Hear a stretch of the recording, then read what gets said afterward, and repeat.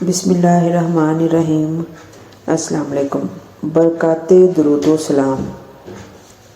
ایک عورت حضرت خواجہ حسن بصری رضی اللہ تعالیٰ عنہ کی خدمت میں حاضر ہوئی اور کہنے لگی کہ میری ایک جوان بیٹی تھی، وہ فوت ہو گئی ہے، آپ کوئی عمل بتا دیں تاکہ میں اسے خواب میں دیکھ لوں۔ آپ نے عمل بتایا۔ اس عورت نے عمل کیا۔ خواب میں دیکھا کہ اس کی بیٹی کو تارکول کا لباس پہنا ہوا ہے، اس کی گردن میں زنجیر اور پاؤں میں بیڑیاں ہیں۔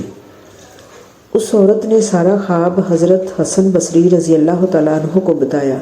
آپ کو بہت غم ہوا۔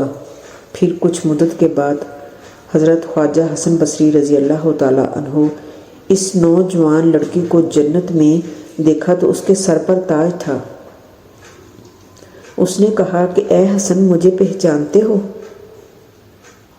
میں اس عورت کی بیٹی ہوں جو آپ کے پاس عمل لینے کے لیے آئی تھی اور یہ بات کی تھی۔ آپ نے پوچھا تھا کہ یہ کیسے ہوا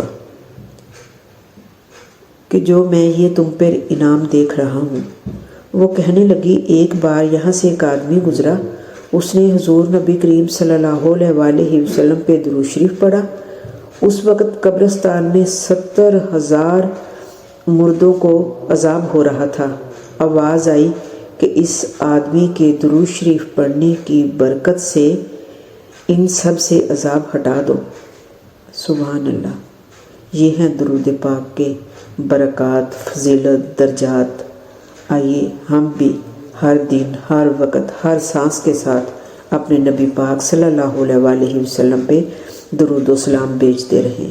اللہ ہم سب کو نیک اعمال کرنے کی توفیق دے۔ صدقے دل سے درود شریف پڑھا کیجیے، دعاؤں میں یاد رکھیے۔ اللہ حافظ۔